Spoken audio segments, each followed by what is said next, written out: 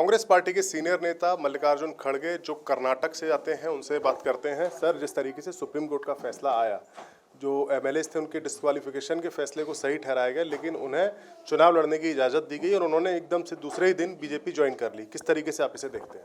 देखिए, ये तो तोड़फोड़ करने की उनकी नीति है। लोगों को कहते हैं कि नैतिकता के आधार पर उनकी पार्टी चलती है, बड़ी शिस्त और ऑनेस्टी से उनकी पार्टी को वो चलाते हैं। लेकिन यहाँ पर तो जो कांग्रेस के इलेक्टेड मेंबर्स हैं उनको उन्होंने डिफेक्ट किया, जेडीएस के मेंबर्स को उन्होंने डिफेक्ट किया, इसीलिए तो स्पीकर ने उनको डिस्क्वालीफाई करा। और जो स्पीकर ने डिस्क्वालीफाई किया उसको सुप्रीम कोर्ट ने अपील्ड किया। जब वो अपील्ड किए हैं डिस्क्वालीफाइड रिजेक्टेड मेंबर्स, अगर उनको ही 2 घंटे में टिकट मिलता है तो आप ही सोचिए किस हद तक बीजेपी लोगों को अपनाने में या स्वीकार करने में वो काम कर रही है। और ये बात तो बहुत बड़े बड़े करते हैं वो, क्योंकि जब आदमी के पास फुल पावर आता है, एब्सोल्यूट पावर आता है, तो अपने को आप ही ऐसा समझता है कि मैं कुछ भी कर सकता हूँ, वो डिक्टेटर के ओर बढ़ता है।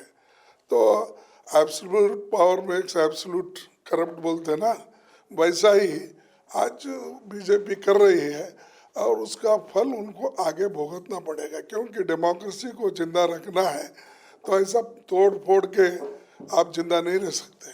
आपको तो उनके जिन जिन उसूलों पे वो चुन के आए, जो जो पार्टियां अपने अपने आइडियोलॉजी पे चुन के लाए, तो वो उसको अगर जिंदा रखने के लिए हम सब लोग मिलकर एक सहिष्णुता के साथ, टॉलरेंस के साथ अगर काम नहीं करेंगे तो ये बहुत बड़ी बुरी बात है। आपको लगता है ये सारे के सारे जो एमएलए चुनाव लड़ने जाएंगे, क्या जनता उन्हें दोबारा जिताएगी? और अगर ये नहीं जीते तो क्या फिर कर्नाटक में एक बार फिर से सरकार डगमगाने लग जाएगी?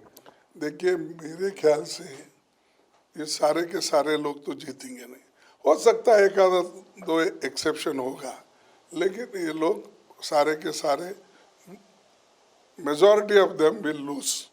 जब ऐसा ही हुआ, अब महाराष्ट्र में ऐसा ही हुआ, बहुत से लोग नियरली 31 या 29 या 31 चले गए थे, उसमें से हार्डली 10-12 लोग जीते। तो ये लोग सबक सिखाते हैं उनको, लोगों को मालूम है किसको कहाँ रखना, वो बराबर इनको उसी जगह रखेंगे।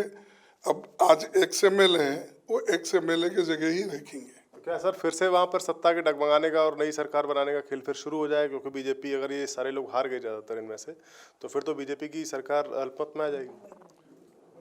निश्चितली डेमोक्रेसी में नंबर गेम होता है।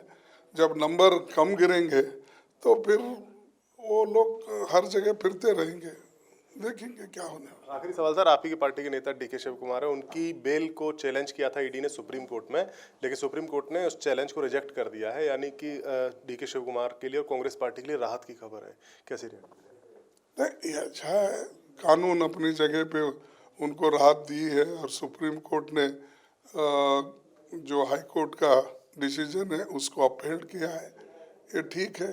और जो ये इनका तो गवर्नमेंट का इरादा हमेशा किसी को सताना, IT, ED, दूसरे जितने भी CBI ऐसे एजेंसीज को लेकर जो काम कर रही है और हमारे कार्यकर्ताओं का मॉरल डाउन करने के लिए जो अपना पावर यूज़ कर रही है, तो उनको भी ये सबक है।